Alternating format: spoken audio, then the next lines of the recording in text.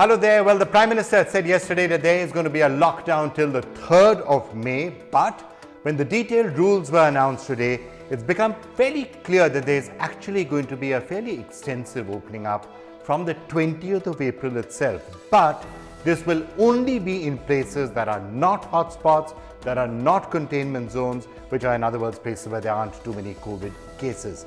But wherever there will be a relaxation, it's going to be fairly widespread, especially in rural India.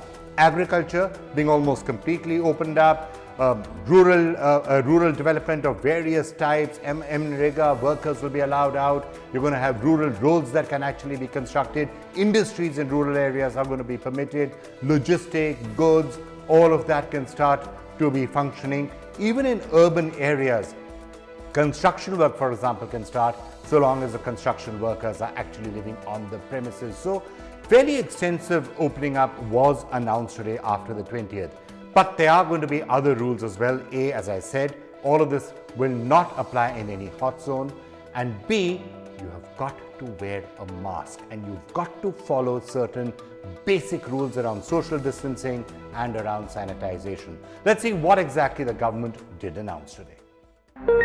Here's a complete list of what is allowed and what is not in Lockdown 2.0. First, what remains banned in the second phase of lockdown: travel by air, rail and road, operation of educational and training institutions, industrial and commercial activities, hospitality services, cinema halls, shopping complexes, religious places and religious gatherings, all social, political and sporting events. The government has also made wearing face covers mandatory in public places. Sanitizers are a must at workplaces and spitting in public places will attract a fine. Now, what will be allowed in non-COVID hotspots from April 20th? Agriculture activities, works under MNREGA, agri-marketing through notified mandis, transport of essential goods, supply chain of milk and milk products, activities of marine and inland fisheries, e-commerce, IT and IT-enabled services, select industrial activities with safeguards, construction work for roads, development projects, plumbers, motor mechanics, electricians and carpenters. Remember, these exceptions are only for areas which are not designated as virus hotspots. The government on Wednesday released detailed guidelines for Lockdown 2.0. The Home Ministry notification stated that select activities, including agriculture activities, will be allowed from April 20th to mitigate hardships to the public. E-commerce, IT and IT-enabled services will be allowed in non-COVID-19 hotspot areas. Construction of roads, bridges and other development projects and NREGA work will open. All form of movement, including inter-district and interstate travel, will remain banned till May 3rd. Additionally, wearing a face cover is compulsory in all public spaces, workplaces and spitting in public places will be punishable by a fine. Prime Minister Modi had on Tuesday said that the government will give some graded relief in lockdown in some areas after April 20th. Banks, post offices, print and electronic media, data and call centers for government activities, along with e-commerce companies have been allowed to operate from the 20th of April with certain riders. The government has come out with a standard operating procedure for social distancing for offices, workplaces, factories and establishments. Under this, all areas on the premises such as entrance gates, cafes and canteens, lifts, washrooms, along with walls must be sanitized with disinfectant. For workers coming from outside, special transportation facility will have to be arranged without any dependency on the public transport system. Mandatory thermal screening of everyone entering and exiting the workplace has to be done. Medical insurance for workers will be made mandatory.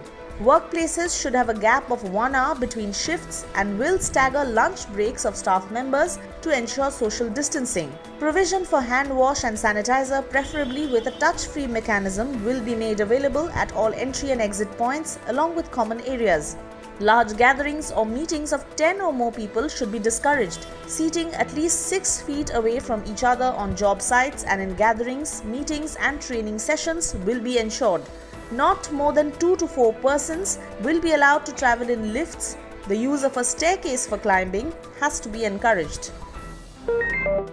In a first during the pan-India lockdown, a curfew has been imposed in 2 areas of Ahmedabad for 7 days starting Wednesday. The Old Wall City and Dani Limda areas of the city will be under curfew till 6 am on April 21st. The Old City area accounts for 60 to 70% of the total 400 cases reported from Ahmedabad. There will be a 3-hour relaxation period from 1 pm to 4 pm, but only women will be allowed to go out during this period. Over 2,100 personnel from local police and paramilitary have been deployed in the areas for effective implementation of the curfew. US President Donald Trump on Tuesday put a halt on America's funding of the World Health Organization. Trump said that the US is reviewing the World Health Body's role in severely mismanaging and covering up the spread of the deadly coronavirus. The Trump administration has accused WHO of taking side with China in the coronavirus outbreak that has brought America's economy to a standstill. As the WHO's leading sponsor, the United States has a duty to insist on full accountability, Trump said.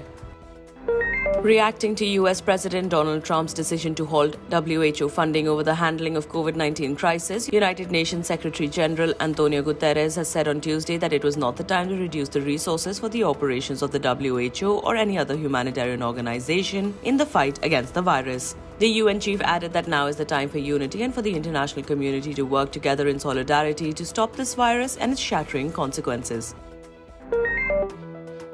US President Donald Trump has named 6 Indian American corporate leaders, including Sundar Pichai from Google and Satya Nadella from Microsoft, as part of his Great American Economic Revival Industry groups to help revive the American economy ravaged by the coronavirus pandemic.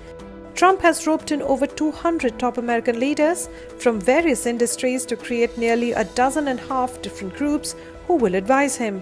Trump has also named IBM's Arvind Krishna and Micron's Sanjay Mehrotra to the tech group. Other members of the group are Apple's Tim Cook, Oracle's Larry Ellison, and Facebook's Mark Zuckerberg.